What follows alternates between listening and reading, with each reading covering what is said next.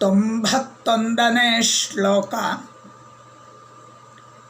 ಇತ್ಯಾಪ್ರಸಾದಾದಸ್ಯಾಸ್ತ್ವಂ ಪರಿಚರ್ಯಾ ಪರೋ ಭವ ಅವಿಘ್ನಮಸ್ತು ತೇ ಸ್ಥೇಯಾಃ ಪಿತೇವ ಧುರಿಪುತ್ರಿಣಾಂ. ಇತ್ಯಾಪ್ರಸಾದಾದಸ್ಯಾಸ್ತ್ವಂ ಪರಿಚರ್ಯಾ ಪರೋ ಭವ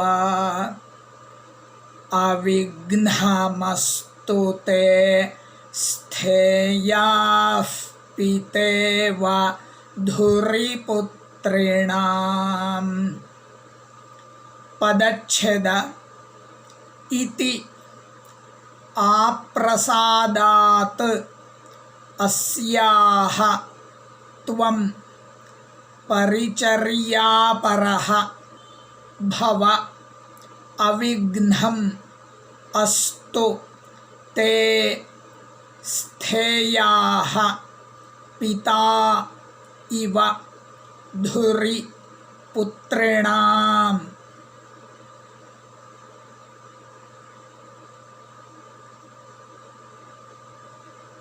ಇತಿ ಅವ್ಯಯ. ಆಪ್ರಸಾದಾತ್ ಇದು ಅವ್ಯಯೀಭಾವ ಸಮಾಸ. ಇದರಲ್ಲೂ ಕೂಡ ಪಂಚಮಿ ವಿಭಕ್ತಿ ಬರುತ್ತೆ. ಆದ್ದರಿಂದ ಆಪ್ರಸಾದಾತ್ ಅಂತ ಆಗಿದೆ. ಪಂಚಮಿ ವಿಭಕ್ತಿ ಏಕವಚನ. ಅಸ್ಯಾಹ ಇದಂ ಶಬ್ದ ಸ್ತ್ರೀಲಿಂಗ, ಷಷ್ಠಿ ವಿಭಕ್ತಿ ಏಕವಚನ. ತ್ವಂ ಯುಷ್ಮದ್ ಶಬ್ದ ಪ್ರಥಮ ವಿಭಕ್ತಿ ಏಕವಚನ. ಪರಿಚರ್ಯಾಪರಃ ಅಕಾರಾಂತ ಪುಲ್ಲಿಂಗ, ಪ್ರಥಮ ವಿಭಕ್ತಿ ಏಕವಚನ.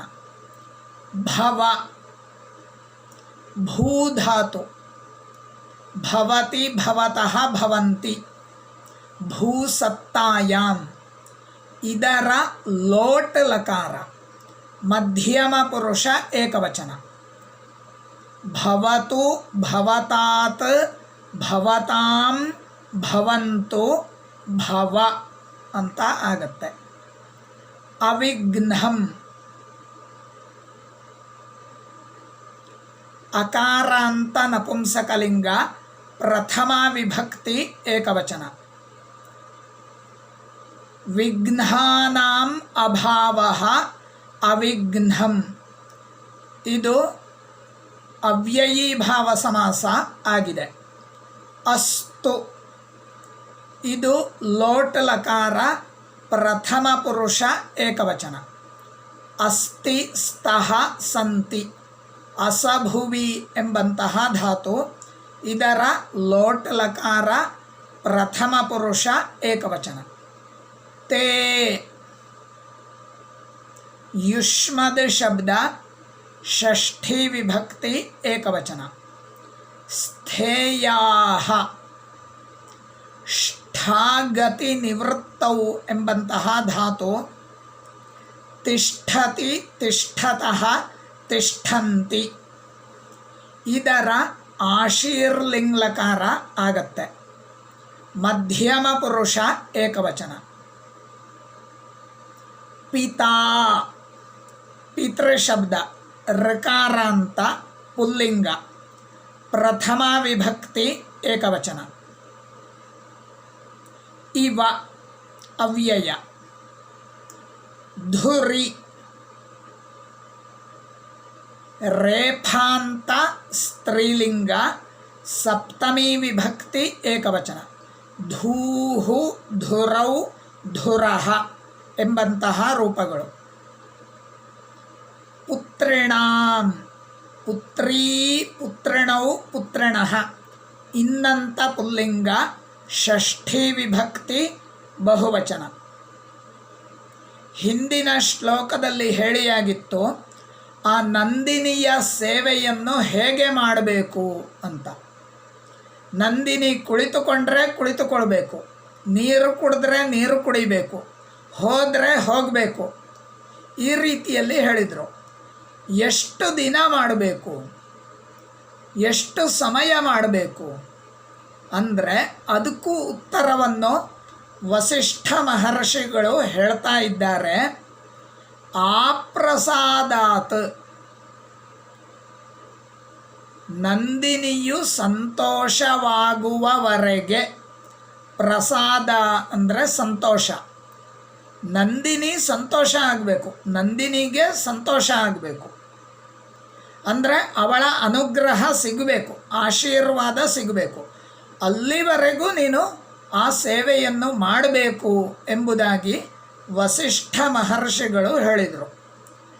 ಆಪ್ರಸಾದಾತ್, ಸಂತೋಷವಾಗುವವರೆಗೆ ಅಥವಾ ಆಶೀರ್ವಾದ ಸಿಗುವವರೆಗೆ.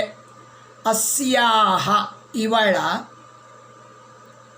ಪರಿಚರ್ಯಾಪರಃ, ಸೇವೆ ಮಾಡುವವನು ಅಥವಾ ಸೇವೆ ಮಾಡುವುದರಲ್ಲಿ ಮುಳುಗಿದವನು.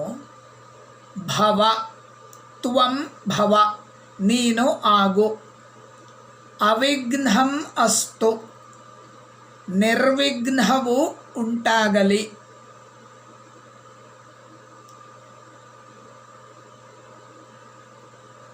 ತೇ ಅವಿಘ್ನಂ ಅಸ್ತು, ನಿನಗೆ. ತೇ ಅಂದರೆ ನಿನಗೆ, ನಿನಗೆ ನಿರ್ವಿಘ್ನವು ಅಸ್ತು ಉಂಟಾಗಲಿ. ಪುತ್ರಿಣಾಂ, ಮಕ್ಕಳನ್ನು ಹೊಂದಿರುವಂತಹ ಪ್ರಜೆಗಳ. ಧುರಿ, ಎದುರಿನಲ್ಲಿ ಅಥವಾ ಜವಾಬ್ದಾರಿಯಲ್ಲಿ. ಪಿತಾ ಇವ, ತಂದೆಯೋ ಎಂಬಂತೆ. ಸ್ಥೇಯಾಹ, ನಿಂತುಕೋ ಅಂತ ಅರ್ಥ. ಅಂದರೆ ಪ್ರತಿಯೊಬ್ಬ ಪ್ರಜೆಗೂ ಅಥವಾ ಮಕ್ಕಳಿಗೂ ತಂದೆ ತಾಯಿ ಇರ್ತಾರೆ. ಆದರೆ ಆ ತಂದೆ ತಾಯಿ ಇದ್ದರೂ ಕೂಡ ಅವರಿಗೂ ಕೂಡ ಎಲ್ಲರಿಗೂ ನೀನು ಮೊದಲಿನವನು ಆಗು ಎಂಬುದಾಗಿ ವಸಿಷ್ಠ ಮಹರ್ಷಿಗಳು ಹರಸ್ತಾ ಇದ್ದಾರೆ. ಪುತ್ರಿಣಾಂ ಧುರಿ ಪಿತಾ ಇವ, ಅವರೆಲ್ಲ ತಂದೆ ತಾಯಿಯಂದಿರೇನೆ, ಆದರೂ ಅವರಲ್ಲೂ ಕೂಡ ನೀನೇ ತಂದೆ ಎಂಬಂತೆ ಇರು ಅಂತ. ಅಂದರೆ ಆ ರೀತಿಯಲ್ಲಿ ಎಲ್ಲ ಪ್ರಜೆಗಳನ್ನು ಕೂಡ ಮಕ್ಕಳಂತೆ ಚೆನ್ನಾಗಿ ನೋಡಿಕೋ ಎಂಬಂತಹ ಅರ್ಥ. ಇನ್ನೊಮ್ಮೆ ಹೇಳ್ತಾನೆ. ಇತಿ ಎಂಬುದಾಗಿ. ಆಪ್ರಸಾದಾತ್, ನಂದಿನಿಗೆ ಸಂತೋಷವಾಗುವವರೆಗೆ. ತ್ವಂ, ನೀನು. ಅಸ್ಯಾಹ, ಈ ಇವಳ ಅಂದರೆ ಈ ನಂದಿನಿ ಹಸುವಿನ. ಪರಿಚರ್ಯಾಪರಃ, ಸೇವೆ ಮಾಡುವುದರಲ್ಲಿ ಮುಳುಗಿದವನು ಅಂದರೆ ಸೇವೆ ಮಾಡುವವನು. ಭವ, ಆಗು. ತೇ, ನಿನಗೆ. ಅವಿಘ್ನಂ ಅಸ್ತು, ನಿರ್ವಿಘ್ನವು ಉಂಟಾಗಲಿ. ಪುತ್ರಿಣಾಂ ಧುರಿ, ಮಕ್ಕಳನ್ನು ಹೊಂದಿರುವಂತಹ ಪ್ರಜೆಗಳ ಮುಂದೆ ಅಥವಾ ಪ್ರಜೆಗಳ ಎದುರು. ಪಿತಾ ಇವ, ತಂದೆಯೋ ಎಂಬಂತೆ. ಸ್ಥೇಯಾಹ, ನಿಂತುಕೋ. ಮುಂದಿನ ಶ್ಲೋಕ. ತಥೇತಿ ಪ್ರತಿಜಗ್ರಾಹ ಪ್ರೀತಿಮಾನ್ ಸಪರಿಗ್ರಹಃ ಆದೇಶಂ ದೇಶಕಾಲಜ್ಞಃ ಶಿಷ್ಯಶಾಸಿತುರಾನತಃ.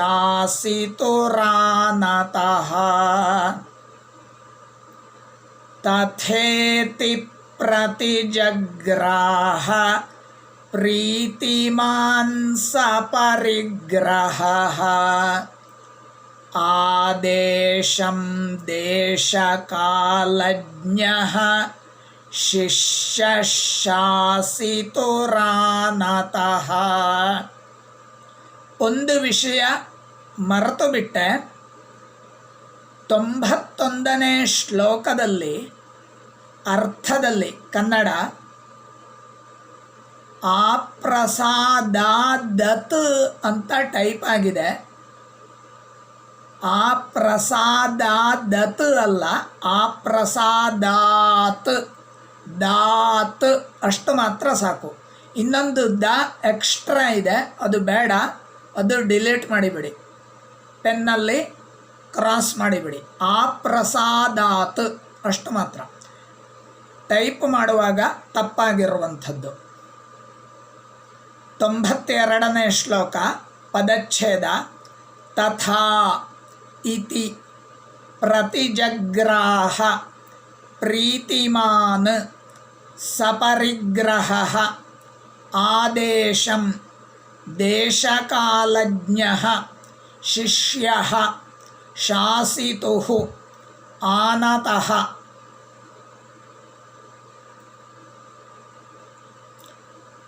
ತಥಾ ಅವ್ಯಯ, ಇತಿ ಎಂಬುದಾಗಿ, ಪ್ರತಿಜಗ್ರಾಹ ಇದು ಗೃಹ್ಣಾತಿ, ಗೃಹೀತಃ, ಗೃಹ್ಣಂತಿ ಇದರ ಲಿಟ್ಟಲಕಾರ, ಪ್ರಥಮ ಪುರುಷ ಏಕವಚನ. ಪ್ರೀತಿಮಾನ್, ಪ್ರೀತಿಮಾನ್, ಪ್ರೀತಿಮಂತೌ, ಪ್ರೀತಿಮಂತಃ, ಪ್ರೀತಿಮತ್ ಶಬ್ದ, ಮತ್ತುವಂತ ಪುಲ್ಲಿಂಗ, ಪ್ರಥಮ ವಿಭಕ್ತಿ ಏಕವಚನ. ಸಪರಿಗ್ರಹ ಅಕಾರಾಂತ ಪುಲ್ಲಿಂಗ, ಪ್ರಥಮ ವಿಭಕ್ತಿ ಏಕವಚನ. ಆದೇಶಂ ಅಕಾರಾಂತ ಪುಲ್ಲಿಂಗ, ದ್ವಿತೀಯ ವಿಭಕ್ತಿ ಏಕವಚನ. ದೇಶಕಾಲಜ್ಞಃ ಅಕಾರಾಂತ ಪುಲ್ಲಿಂಗ, ಪ್ರಥಮ ವಿಭಕ್ತಿ ಏಕವಚನ. ಶಿಷ್ಯಃ ಅಕಾರಾಂತ ಪುಲ್ಲಿಂಗ, ಪ್ರಥಮ ವಿಭಕ್ತಿ ಏಕವಚನ. ಶಾಸಿತುಃ ಋಕಾರಾಂತ ಪುಲ್ಲಿಂಗ, ಶಾಸಿತೃ ಶಬ್ದ, ಶಾಸಿತಾ, ಶಾಸಿತಾರೌ, ಶಾಸಿತಾರಃ ಇದರ ಷಷ್ಠಿ ವಿಭಕ್ತಿ ಏಕವಚನ. ಆನತಃ ಅಕಾರಾಂತ ಪುಲ್ಲಿಂಗ, ಪ್ರಥಮ ವಿಭಕ್ತಿ ಏಕವಚನ. ಹೀಗೆ ನೀನು ಸೇವೆಯನ್ನು ಮಾಡು ಅಂತ ವಸಿಷ್ಠ ಮಹರ್ಷಿಗಳು ಹೇಳಿದಾಗ, ತಥಾ ಹಾಗೆಯೇ ಅಂದರೆ ಹಾಗೆಯೇ ಆಗಲಿ, ಇತಿ ಎಂಬುದಾಗಿ, ಪ್ರೀತಿಮಾನ್ ಸಂತೋಷವುಳ್ಳವನಾಗಿ, ಸಪರಿಗ್ರಹ ಹೆಂಡತಿಯ ಜೊತೆಗೆ ಇರುವವನಾಗಿ, ದೇಶಕಾಲಜ್ಞ ದೇಶ ಮತ್ತು ಕಾಲದ ಬಗ್ಗೆ ಸರಿಯಾದ ತಿಳುವಳಿಕೆ ಅಥವಾ ಮಾಹಿತಿಯನ್ನು ಹೊಂದಿದವನಾಗಿ, ಶಿಷ್ಯ ವಸಿಷ್ಠ ಮಹರ್ಷಿಗಳ ಶಿಷ್ಯನಾಗಿ, ಆನತಃ ವಿಧೇಯನಾಗಿ, ನಮ್ರನಾಗಿ, ಶಾಸಿತುಃ ಗುರುಗಳ ಆದೇಶವನ್ನು ಪ್ರತಿಜಗ್ರಾಹ ತೆಗೆದುಕೊಂಡನು. ಅಂದರೆ ಹೀಗೆ ಮಾಡು ಎಂಬುದಾಗಿ ವಸಿಷ್ಠ ಮಹರ್ಷಿಗಳು ಹೇಳಿದಾಗ ಅದನ್ನು ದಿಲೀಪ ಮಹಾರಾಜ ಒಪ್ಪಿಕೊಂಡ. ಇವೆಲ್ಲವೂ ಕೂಡ ವಿಶೇಷಣ.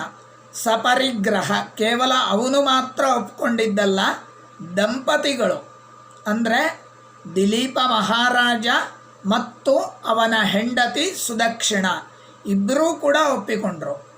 ಕೇವಲ ಒಪ್ಪಿಕೊಂಡಿದ್ದಲ್ಲ, ಬೇಜಾರು ಮಾಡಿಕೊಂಡು ಒಪ್ಕೊಂಡಿದ್ದಲ್ಲ, ಸಂತೋಷದಿಂದ ಒಪ್ಪಿಕೊಂಡ್ರು. ಪ್ರೀತಿಮಾನ್ ಅಂತಂದರು. ಆನತಃ ನಮ್ರನಾಗಿ ಅಂಥೇಳಿ. ದೇಶಕಾಲಜ್ಞ ಅಷ್ಟು ಮಾತ್ರ ಅಲ್ಲ, ದೇಶಕಾಲಜ್ಞ ಅಂದರೆ ಯಾವ ಸ್ಥಳದಲ್ಲಿ ಯಾವ ಸಮಯದಲ್ಲಿ ಹೇಗೆ ಮಾತಾಡಬೇಕು ಎಂಬುದನ್ನು ತಿಳಿದವನು. ಅವನು ದೇಶಕಾಲಜ್ಞ. ಬರೇ ನನಗೆ ಬ್ಯಾಂಗ್ಳೂರು ಗೊತ್ತಿದೆ, ಧಾರವಾಡ ಗೊತ್ತಿದೆ, ಮುಂಬೈ ಗೊತ್ತಿದೆ ಅಂದರೆ ಅದು ದೇಶವನ್ನು ತಿಳಿದಿದ್ದಾನೆ ಅಂತ ಅರ್ಥ ಅಲ್ಲ. ಮುಂಬೈ ಜನರು ಹೇಗಿದ್ದಾರೆ, ಬೆಂಗಳೂರು ಜನರು ಹೇಗಿದ್ದಾರೆ, ಅವ್ರ ಜೊತೆಗೆ ನಾವು ಹೇಗಿರಬೇಕು, ಅಲ್ಲಿ ನಾವು ಹೇಗೆ ಮಾತಾಡಬೇಕು, ಈ ರೀತಿಯ ಜ್ಞಾನ ಇರುವವನನ್ನು ದೇಶ ಕಾಲಜ್ಞ ಎಂಬುದಾಗಿ ಕರೀತಾರೆ. ವಸಿಷ್ಠ ಮಹರ್ಷಿಗಳ ಆಶ್ರಮಕ್ಕೆ ಬಂದಾಗ ಹೇಗೆ ನಡೆದುಕೊಳ್ಬೇಕು ಎಂಬುದು ದಿಲೀಪ ಮಹಾರಾಜನಿಗೆ ಗೊತ್ತಿತ್ತು. ಆದ್ದರಿಂದ ಅವನು ದೇಶ ಕಾಲಜ್ಞ ಆಗ್ತಾನೆ. ಇನ್ನೊಮ್ಮೆ ತಥಾ ಹಾಗೆಯೇ, ಇತಿ ಎಂಬುದಾಗಿ, ಪ್ರೀತಿಮಾನ್ ಸಂತೋಷವನ್ನು ಹೊಂದಿದಂತಹ, ಸಪರಿಗ್ರಹ ಹೆಂಡತಿಯ ಜೊತೆಗೆ ಇರುವಂತಹ, ದೇಶ ಕಾಲಜ್ಞ ದೇಶ ಮತ್ತು ಕಾಲವನ್ನು ತಿಳಿದಂತಹ, ಶಿಷ್ಯ ಶಿಷ್ಯನಾದಂತಹ, ಆನತಃ ನಮ್ರನಾಗಿರುವಂತಹ ದಿಲೀಪ ಮಹಾರಾಜನು, ಶಾಸಿತು ಗುರುಗಳಾದಂತಹ ವಸಿಷ್ಠ ಮಹರ್ಷಿಗಳ ಆದೇಶವನ್ನು ಪ್ರತಿಜಗ್ರಾಹ ತೆಗೆದುಕೊಂಡನು, ಅಂದರೆ ಒಪ್ಪಿಕೊಂಡನು ಅಂತ ಅರ್ಥ. ಆ ರೀತಿಯಲ್ಲಿ ನಾನು ನಂದಿನಿಯ ಸೇವೆಯನ್ನು ಮಾಡ್ತೇನೆ ಎಂಬುದಾಗಿ ಒಪ್ಪಿಕೊಂಡ ದಿಲೀಪ ಮಹಾರಾಜ. ಇನ್ನು 3 ಶ್ಲೋಕ ಇದೆ. ಸಾಧ್ಯವಾದರೆ ನಾಳೆನೇ ಪೂರ್ತಿ ಮುಗಿಸಿಬಿಡ್ತೇನೆ, ಅಥವಾ 1 ಶ್ಲೋಕ ಸೋಮವಾರ ಹೇಳಿ ಮುಗಿಸ್ತೇನೆ. ಇಲ್ಲಿಗೆ ಸಾಕು, ನಾಳೆ ನೋಡೋಣ.